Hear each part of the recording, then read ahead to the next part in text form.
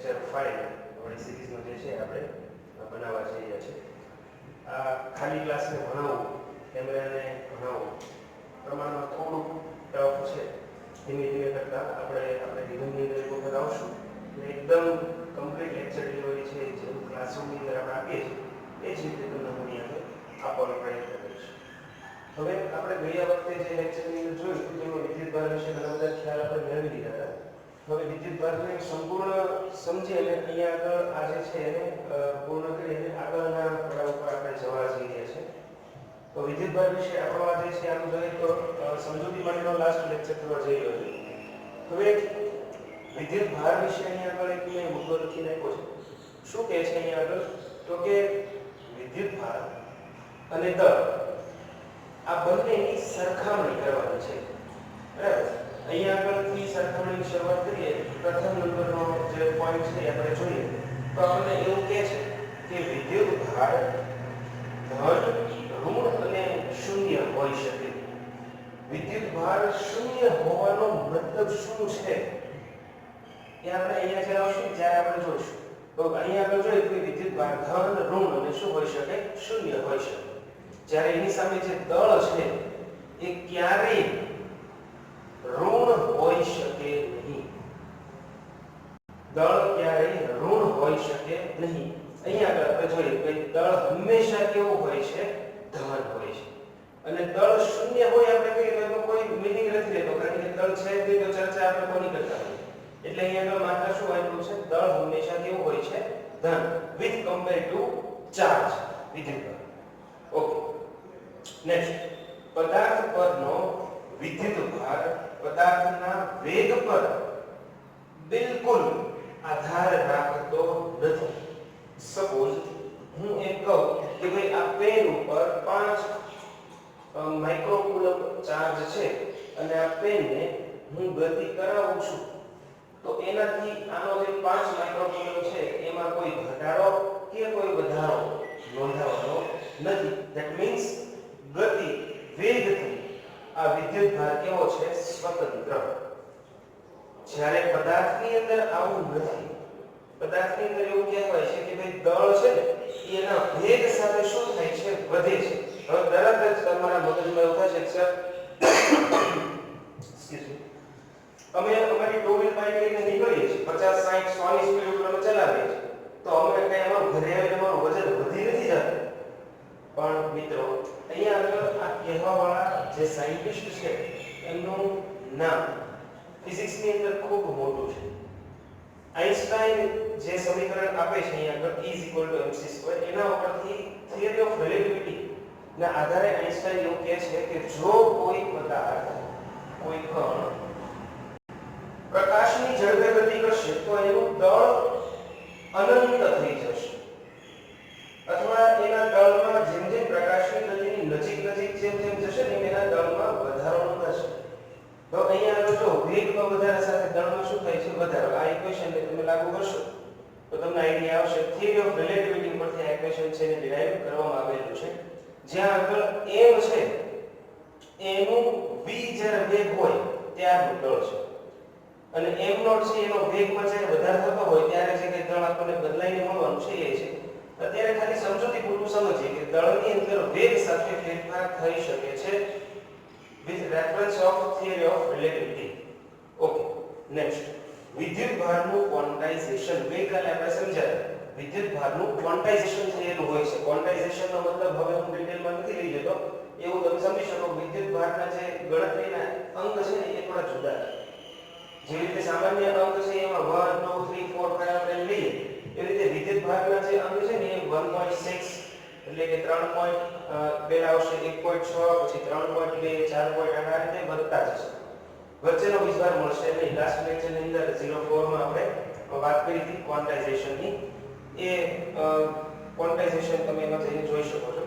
જે દળનું આવું કોઈ ક્વોન્ટાઇઝેશન શક્ય નથી. બરાબર? દળ જે છે તમે ઈચ્છા અનુસાર તમે લઈ શકો, વચ્ચેનો કોઈ પણ દળ તમે મેળવી શકો. જ્યારે ગઈકાલે આપણે વાત કરી કે ભાઈ ચાલો આપણે 2 × 10 વિદ્યુતભાર જોઈએ તો આ વિદ્યુતભાર શક્ય નથી. તો તમે વિચાર કરતા છો કે આવા થોડું કામકાજ ચાલે છે એટલે થોડું ડિસ્ટર્બન્સ આપણને એવું રહે છે, પણ કંઈ વાંધો નહીં, એમાં ફોકસ કરીએ.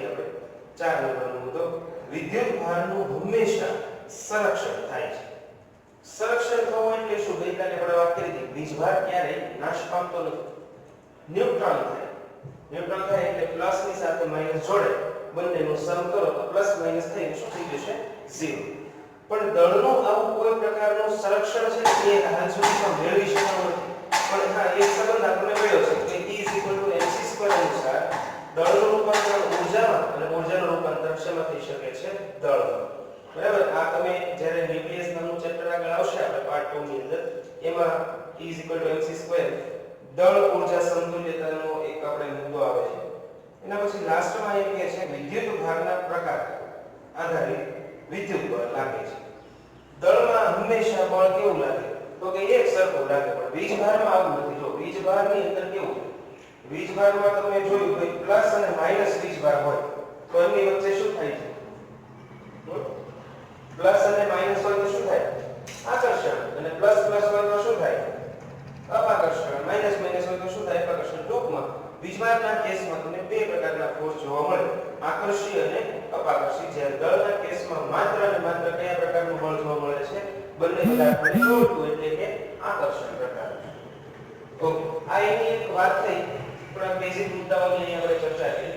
હવે થોડું આગળ જોઈએ તો અહીંયા છે કેટલીક એવી જાણી અજાણી બાબતો જે છે જે રેફરન્સ બુકની અંદરથી આપણે અહીંયા મેળવી શક્યા છે. હજુ સુધી એવો કોઈ વાદ ક્વોન્ટમાઇઝેશનને સંતોષકારક રીતે સમજાવી શકે એવો કોઈ સાયન્ટિસ્ટ હજી પ્રસ્થાપિત નથી કર્યો. નેચરમાં આપણે જે જોવા મળ્યું એ આપણે કહી દીધું વીજભાર હંમેશા ક્વોન્ટાઇઝ્ડ હોય છે, પણ અહીંયા આગળ ક્વોન્ટાઇઝ્ડ શું કામ હોય છે એનું કોઈ ચોક્કસ કારણ, કોઈ વાદ હજી સુધી ફિઝિક્સમાં આપણને મળ્યો નથી. જો તમે આગળ જઈને ફિઝિક્સ ભણો તો ચોક્કસથી સંશોધનનો વિષય બની શકે છે. ત્યારબાદ આવે છે પ્રોટોન અને ન્યુટ્રોન. એ પણ એક મૂળભૂત કણ જેનું નામ છે આ બ્લેક કલરની પેનથી લખજો. શું નામ છે એનું? ક્વાર્ક્સ. એનું નામ શું છે? ક્વાર્ક્સ. ક્વાર્ક્સ જે છે એને હજી વધારે મૂળભૂત કણ તરીકે આપણે લીધા છે. એના બે પ્રકાર છે ક્વાર્ક્સના. +2/3 * E આ હોય તો આપણે એને અપ ક્વાર્ક તરીકે ઓળખશું. -1/3 E જેટલું હોય તો એને શું કહેશું? Down quark. એટલે ક્વાર્કના કેટલા પ્રકાર થઈ ગયા? બે. હવે તમને પ્રશ્ન થાય કે પ્રોટોન છે એ ક્વાર્કનો બનેલો છે, ન્યુટ્રોન છે એ ક્વાર્કનો બનેલો છે, તો એ કઈ રીતે બંધારણ હશે? તો અહીંયા આગળ મેં એક નાની એવી રજૂઆત આપી છે. કોઈ પ્રોટોન હોય તો પ્રોટોનની અંદર બે અપ અને એક કોણ હોય છે? ડાઉન. એટલે કે પ્રોટોનનું બંધારણ જોવા જાવ તો અપ ડાઉન. આના ચાર્જ જે આ છે અહીંયા મૂલ્યો એનો સરવાળો તમે જો કરો તો +1 * E. એટલે આપણે પ્રોટોનનો વીજભાર શું કહીએ? તો કે પ્રોટોનનો વીજભાર ઘન છે અને E નું મૂલ્ય તમે જાણો છો એટલે 1.6 × 10 - 90 કુલમ જે છે એ પ્રોટોનનો આપણને મળે. તમે જાતે આ કિંમતો મૂકીને કેલ્ક્યુલેશન કરી શકો. ગુજકેટમાં એક વખત આ પ્રશ્ન છે એ પૂછાણેલો છે. કઈ સાલમાં પૂછાણો એક્ઝેક્ટ યાદ નથી, પણ એક વખત આમાંથી પ્રશ્ન ચોક્કસ આવેલો છે. કોડમાં ઘણી વખત આવે છે. ન્યુટ્રોન. ન્યુટ્રોન શેનો બનેલો છે ભાઈ? તો કે ન્યુટ્રોન પણ 3 પાર્ટનો બનેલો છે. એમાંનો એક છે અપ અને બે છે ડાઉન. તો બંધારણ તમારે લખવું તો કઈ રીતે લખાય? Up down down. એટલે કે U D B. ચાલો કિંમતો મૂકીએ. એ બધાની અંદર હશે એટલે કોમન આવી જાય. બેઝ કર્યો જવાબ શું આવ્યો? 0 અને આ 0. એટલે આપણે એમ કહીએ કે ન્યુટ્રોન પરનો વિદ્યુત ભાર કેટલો છે? 0 કુલમ. ઇન્ટરેસ્ટિંગ છે, ત્યાં હમણાં થોડી વાર આવશે. ન્યુટ્રોનનો વિદ્યુતભાર કેવો છે? 0. ઓકે. ત્યારબાદ છે આપણી પાસે અહીંયા કેટલાક મુદ્દાઓ અલગથી આપણે બનાવ્યા છે જે વીજભારને વધારે સરળતાથી સમજવા માટે જરૂરી છે. જો વિદ્યુતભાર છે ને એ ક્યારેય કોઈ પણ સંજોગોમાં દળ વગર શક્ય નથી. વિદ્યુતભાર અને દળને કોઈ સંજોગોમાં અલગ કરી શકાતા નથી. બરાબર?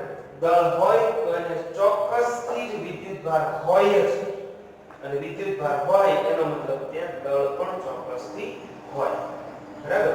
આ એક સિક્કાની બે બાજુ જેવું છે, એને એકબીજાથી અલગ કરી શકાતું નથી. ડિટેલમાં જોઈએ આપણે. આ મુદ્દા પરથી આનો ખ્યાલ આવશે. જો બીજા નંબરનો મુદ્દો છે કે ભાઈ શૂન્ય વિદ્યુત ભારનો અર્થ શું? આપણે એમ કહીએ કે વિદ્યુત ભાર કોઈ પદાર્થ ઉપર શૂન્ય છે, ચાલો એનો મીનિંગ શું થાય? હું અહીંયા કોઈ એક ઓબ્જેક્ટ લઈ લઉં. ધારો કે આ ઓબ્જેક્ટ જે છે એના ઉપર ચાર્જ શૂન્ય છે, આના ઉપર વીજભાર શૂન્ય છે. એનો મતલબ આવો હોઈ શકે છે, વિદ્યુત ભાર શૂન્ય હોવાનો મતલબ એવો થઈ શકે કે કોઈ વિદ્યુત ભાર છે જ નહીં, એટલે કે સંપૂર્ણ વિદ્યુત ભાર ગેરહાજર. અને બીજું બહુ સરસ છે, સંપૂર્ણ વિદ્યુત ભાર ગેરહાજર. હવે તમે ધ્યાન રાખો, વિદ્યુત ભાર શૂન્ય નો મતલબ સમજાવો. સંપૂર્ણ વિદ્યુત ભાર શૂન્ય, તો બે પોસિબિલિટી, વિદ્યુત ભાર ગેરહાજર છે જ નહીં. અને બીજી પોસિબિલિટી એવી છે કે જેટલો ધન વીજભાર છે એટલો જ સામે કયો વીજભાર છે? જેટલો ધન છે એટલો જ સામે કયો વીજભાર છે? ઋણ વીજભાર. તો તમે આના ઉપરથી એવું કહી શકો છો, આ મુદ્દાને મેં કીધું હતું કે ભાઈ દળ હોય તો હંમેશા શું હોય? વીજભાર હોય. તો હું એમ કહું ભાઈ આ કોઈ પદાર્થ છે, તો પદાર્થ હોય તો એને દળ હોવાનું. દળ ક્યારેય એનું શૂન્ય હોવાનું નથી. જો દળ શૂન્ય ન હોય તો વીજભાર પણ શૂન્ય હોવાનો નથી. તો આ પોસિબિલિટી તમે વિચાર ન કરી શકો. વીજભાર ગેરહાજર છે એનો મતલબ એવો થયો દળ જ હાજર નથી. દળ જ ન હોય તો આની કોઈ ચર્ચા કરવાનો મતલબ નથી રહેતો. એટલે હંમેશા આ પોસિબિલિટી ક્યારેય હોતી નથી. વીજભાર ક્યારેય નથી એવું આપણે કહી શકાય નહીં. પણ હા એવું કહી શકાય કે આ પદાર્થનો વીજભાર શૂન્ય હોવાનું કારણ શું? તો કે એમાં જેટલા પ્લસ ચાર્જ હશે એટલા જ શું હશે? માઈનસ ચાર્જ હશે. ઓકે, માની લીધું આપણે. તો અહીંયા આગળ આપણને હવે એટલો અર્થ ખબર પડે કે ભાઈ શૂન્ય હોવાનો મતલબ શું? તો કે જેટલા પ્લસ એટલા શું હશે? માઈનસ. હવે પ્રશ્ન થાય કે ભાઈ તમારે આને વિદ્યુત ભારિત કરવું છે. શું કરવું છે? વિદ્યુત ભારિત. લેક્ચર નંબર આઈ થિંક 2 અથવા 3 ની અંદર આપણે વાતચીત કરેલી છે કે પ્રેરણ એટલે શું છે. પ્રેરણની અંદર આપણે વાત કરી હતી વિદ્યુત ભારિત કઈ રીતે કરવું. ઓકે, તો વિદ્યુત ભારિત કરવું ધેટ મીન્સ આ ઇક્વાલિટી જે સમાનપણું છે પ્લસ અને માઈનસ નું, એને અસમાનમાં ફેરવવું. એને અસમાનમાં ફેરવવું એટલે કે કાં પ્લસ વધી જશે અથવા તો માઈનસ વધી જશે. તો પ્લસ વધી જાય તો પદાર્થ કયો વિદ્યુત ભારિત થઈ ગયો? ધન. અને જો માઈનસ વધી જાય તો પદાર્થ કયો વિદ્યુત ભારિત થઈ ગયો? ઋણ. ઓકે, હવે અહીંયા જોઈએ કે ભાઈ ચાલો આને હું પ્લસ ચાર્જ કરું છું. કયો ચાર્જ કરવો છે? પ્લસ. અને આને હું માઈનસ ચાર્જ કરું છું. બે પોસિબિલિટી છે. એમાં પ્રોસેસ શું છે? તો કે જ્યારે માઈનસ ચાર્જ વાળો કરીએ ને ત્યારે આમાં ઇલેક્ટ્રોન ઉમેરવાના. ઇલેક્ટ્રોન ઉમેરવાના એટલે ઇક્વાલિટીમાં કોણ વધી ગયું? ઋણ વીજભાર. એટલે આ પદાર્થ આખો કયો વીજભારિત થઈ ગયો? ઋણ. હવે ધ્યાન રાખો, વીજભાર અને દળ ક્યારે સ્વતંત્ર અસ્તિત્વ ન ધરાવે તો જ્યારે જ્યારે તમે એક ઇલેક્ટ્રોન ઉમેરો છો એનો મતલબ 9.1 10 - 31 kg જેટલા દળમાં પણ સાથે સાથે શું કરો છો? વધારો. એટલે ઓબ્જેક્ટ જ્યારે જ્યારે નેગેટિવ ચાર્જ યુક્ત થાય ત્યારે એના દળમાં શું થવાનો છે? વધારો. જો આ છે ને આપણે બુકની અંદર વાત નથી કરી, પણ આ જે છે ને કન્સેપ્ટ બેઝ વાત થઈ છે, જે તમને એક્ઝામ્પલ્સ સોલ્વ કરવામાં કામમાં આવવાની છે.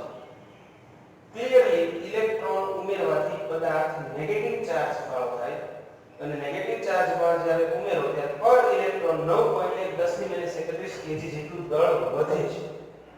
હવે આના રિવર્સમાં તમે વિચારી શકો છો, હું વિદ્યુત ભારિત ધન કરું, ધન વીજ ભારિત કરું તો શું થશે?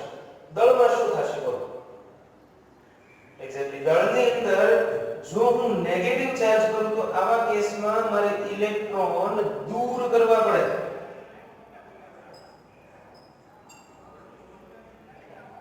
ઇલેક્ટ્રોન દૂર કરવા પડે એટલે પ્રતિ એક પ્લસ ચાર્જ કરતા કેટલું દળ બાદ થશે 9.1 10 ની -31 એટલે અહીંયા આગળ તમે જોઈ શકો કે જો પદાર્થને પ્લસ ચાર્જ વહન કરવામાં આવે તો દળમાં ઘટાડો, દળને માઈનસ ચાર્જ વહન કરવામાં આવે તો દળમાં શું થશે? વધારો. પ્રેરણના કોઈ પણ જગ્યાએ એક્ઝામ્પલ્સ હોય તેની અંદર તમે જગ્યાએ એકદમ બેઝની અંદર જાવ આ કન્સેપ્ટ છે ક્યાં કોઈ જગ્યાએ કામમાં આવતો હોય છે. ચાલો, પ્રેરણ એટલે શું? તો કે પ્રેરણ એટલે આપણને એવો અંદાજ આવે કે ભાઈ ચાલો મારી પાસે આ એક કોઈ ઓબ્જેક્ટ છે. આ ઓબ્જેક્ટ ની અંદર શરૂઆતમાં વીજભાર 0 છે એનો મતલબ શું થયો? તો કે જેટલા પ્લસ એટલા શું હશે? માઈનસ હશે. હવે હું અહીંયા આગળ કોઈ એક અલગ પ્લસ ચાર્જ લઈ આવું, બીજો કોઈ પદાર્થ લઈ આવું પ્લસ ચાર્જ, તો શું થશે? માઈનસ બધા આ બાજુ અને પ્લસ બધા આ બાજુ. હજી આ પદાર્થની અંદર નેટ ચાર્જ તો કેટલો છે? 0, કે કોઈ ચાર્જ આપણે દૂર કર્યો નથી. પણ જે આ ઘટના થઈ માઈનસ આ બાજુ ગોઠવાઈ ગયા, પ્લસ આ બાજુ ગોઠવાઈ ગયા, આને પોલરાઇઝેશન કહેવાય, પોલરાઇઝેશન ઓફ ચાર્જ. ઓકે, આને જો પોલરાઇઝેશન કહીશું તો આ રીતે ગોઠવવાની જે પ્રોસેસ થઈ, જે પ્રેરણા મળી આ રીતે ગોઠવવાની, એને જ આપણે શું કીધું? પ્રેરણ. તો પ્રેરણ ક્યાં થઈ શકે? ધારો કે હું કોઈ પોઈન્ટ ચાર્જ છે. પોઈન્ટ ચાર્જ નો મતલબ શું? તો કે બિંદુ વિદ્યુતભાર. આ વિદ્યુતભાર ધારો કે પ્લસ છે, આની નજીક હું પ્લસ વાળું બીજું કઈ લાવું ચાલો, તો આની અંદર બિંદુ ચાર્જમાં ક્યારેય પ્રેરણ નહીં થાય. એનું કારણ શું? તો કે પ્લસ એક બાજુ માઈનસ એક બાજુ ગોઠવવાની જે ફિનોમિના આખી પ્રોસેસ બને છે, એ પ્રોસેસ જે બની એને જ આપણે નામ શું આપ્યું છે? પ્રેરણ. તો તમે એક વસ્તુ સમજી શકો કે આમાં એવું થવાનું છે, કદાચ ઋણ લેજો અને પ્લસ લેજો, એમાં ક્યારેય પોઈન્ટ ચાર્જમાં પ્રેરણ શક્ય નથી. બેઝ પોઈન્ટ ચાર્જમાં ક્યારેય પ્રેરણ શક્ય નથી. ઓકે, તો પ્રેરણ હંમેશા થવા માટે જરૂરી કોણ છે? કોઈ ફિઝિકલ, જેને કોઈ કદ હોય, કોઈ આકાર હોય, કોઈ એક બોડી, એની અંદર જ માત્ર ને માત્ર શું શક્ય છે? પ્રેરણ. હવે એમાંય પાછા કેસ ઘણા બધા. જો એમાં કેવું છે કે આ બોડી જે છે એ ધારો કે વાહક હોય, આ બોડી છે એ કઈ હોય? વાહક હોય, તો વીજભાર એની અંદર ચાલી શકે. વાહક એટલે શું? તો કે વીજભાર એમાં ફ્લો થઈ શકે. આપણે જોઈતું પહેલા છે. તો વાહક હોય તો આવું થાય, પણ પાછું જો અવાહક હોય, જો અવાહક બોડી હોય તો એમાં વીજભાર ચાલી શકતા નથી. જો ન ચાલી શકતા હોય તો એની અંદર પણ પ્રેરણ શક્ય નથી.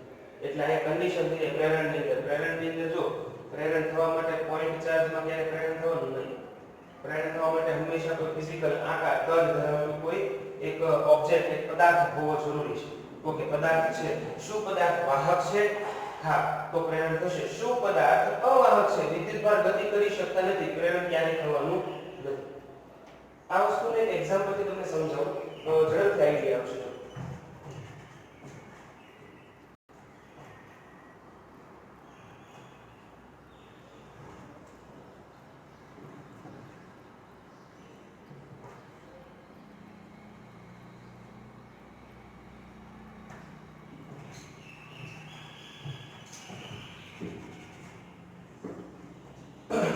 ચાલો, હવે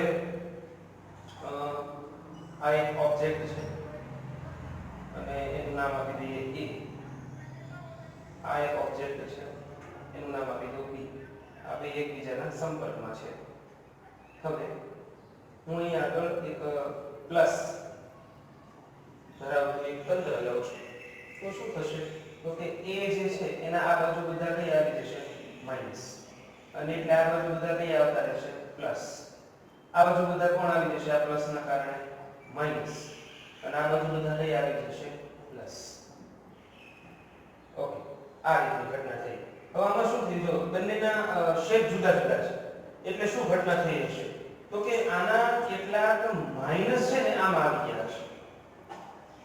એટલે આનો માઈનસ ધારો કે એક આમ આવી ગયો એટલે આ ન્યુટ્રલ થઈ ગયું. આ ન્યુટ્રલ થઈ ગયું એટલે એક માઈનસ નો વધારો થઈ ગયો. સમજાય છે? અહીંયાથી આ જે છે એ માઈનસ થોડા ઘણા આમ આવતા જાય. હવે હું આમ છૂટા પાડું તો શું થઈ ગયું? આમાં માઈનસ આ જે b બોડી છે અને a છે, તો b માંથી ઇલેક્ટ્રોન ક્યાં આવ્યા? a ઉપર. એટલે આ બધા ન્યુટ્રલ થઈ ગયા. ન્યુટ્રલ થઈ ગયા એટલે આ બધા ખુલ્લો વિસ્ભાર થઈ ગયો. તો આ આખો ઓબ્જેક્ટ છે એ કેવો ચાર્જ થઈ ગયો? માઈનસ. અને b ઓબ્જેક્ટ ની અંદર માઈનસ જતા રહ્યા છે એટલે એની અંદર હવે કોણ વધી? તો કે ભાઈ એમાં બધા કોણ વધ્યા? પ્લસ. જો a નું b નું બંનેનું પ્રેરણ થયું. પણ આ પ્રેરણ થવા માટે શક્ય આ બંને વાહક ગોળા હોવા જરૂરી છે. આ બંને કેવા હોવા જરૂરી છે? વાહક ગોળા હોવા જરૂરી છે. તો આ પ્રેરણને લગતા એક્ઝામ્પલ્સ થી આગળ કુલમનો નિયમ ભણાવું ત્યારે પણ એક્ઝામ્પલ્સ તમને આપીશ કે આ કઈ રીતે કામ કરે છે. તો આ દરેક વસ્તુ જે છે એ આપણે વિદ્યુત ભાર માટે છે. ઓકે, વિદ્યુત ભાર માટે દરેક વસ્તુ આપણે જાણીએ છીએ. વિદ્યુત ભાર કેટલું મૂલ્ય હોય છે? તો કે 1.6 × 10⁻29. જો ઇલેક્ટ્રોન હોય તો આ મૂલ્ય ઋણ અને જો પ્રોટોન હોય તો આ મૂલ્ય ધન. ન્યુટ્રોન માટે આવું કોઈ શક્ય નથી. હા, એક મિનિટ, જો અહીંયા આગળ ઘણા પ્રશ્ન થતો હશે. એ સર ક્યાં આપણે એવું કહ્યું છો કે ભાઈ દળ અને વીજભારને અલગ કરી શકાતા નથી. હવે અહીંયા આગળ અમે જોયો કે આ ન્યુટ્રોન છે અને ન્યુટ્રોનને દળ છે, પણ એમ છતાં એને વીજભાર તો નથી. હવે વીજભાર નથી અને દળ છે, અને કેમ અમારે માનવું છે? ફિઝિક્સ પાર્ટ 2 12th સાયન્સ એની અંદર એક ન્યુક્લિયસ નામનું ચેપ્ટર આવે છે. પરમાણુનું કેન્દ્ર છે.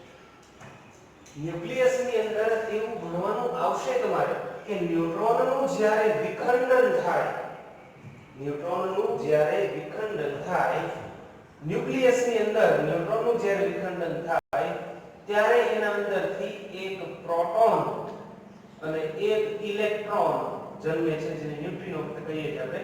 પણ આ પેર બને છે. જો પેર બન્યા પછી પણ પ્લસ માઈનસ બેઝ કરો, આન્સર 0. અહીંયા ચાર્જ 0 તો અહીંયા ચાર્જ કેવો થાય? 0. પણ ન્યુક્લિયર પ્રોસેસ ની અંદર આવું આ જે છે તમારે આવશે. એટલે મગજમાં કમ્પ્લીટ બેસાડી રાખો કે ક્યારે દળ અને વીજભારને અલગ પાડી શકાતા નથી. ક્વોલિટી છે એને આપણે ચેન્જ કરતા હોઈએ છીએ. પ્લસ અને માઈનસ જે સમાન છે એને બદલીને આપણે શું કરીએ? પ્લસ ભારી અને માઈનસ ભારી કરીએ છીએ. ઓકે, જો હવે વીજભાર વિશેનો સંપૂર્ણ આપણને ખ્યાલ આવી ગયો હોય તો હવે આપણે નેક્સ્ટ લેક્ચર તરફ આગળ વધીએ, જ્યાં આપણે થોડું ઘણું શીખશું કે કેટલી બ્રાન્ચીસ છે ફિઝિક્સની જે આ વીજભાર આધારિત આપણે સમજીએ છીએ. અને મેઇનલી તમે જુઓ ને તો દરેક ઇલેક્ટ્રોનિક્સની કોઈ પણ શાખા જો એમાં વીજભાર બેઝ છે. જે આ વીજભારની હું વાત કરું છું તે એકદમ બેઝ છે. અને હવેથી આપણું ચેપ્ટર આગળ વધશે. હવે કુલમના નિયમો આવશે, એના ઉપયોગો આવશે, એટલે ઘણું બધું આગળ હવે વધશે. હવે ખરા અર્થમાં આપણું ચેપ્ટર છે ને એ શરૂ થયું છે. અત્યાર સુધી એકદમ બેઝ ચાલતો હતો. નેક્સ્ટ લેક્ચરમાં મળીએ. Thank you.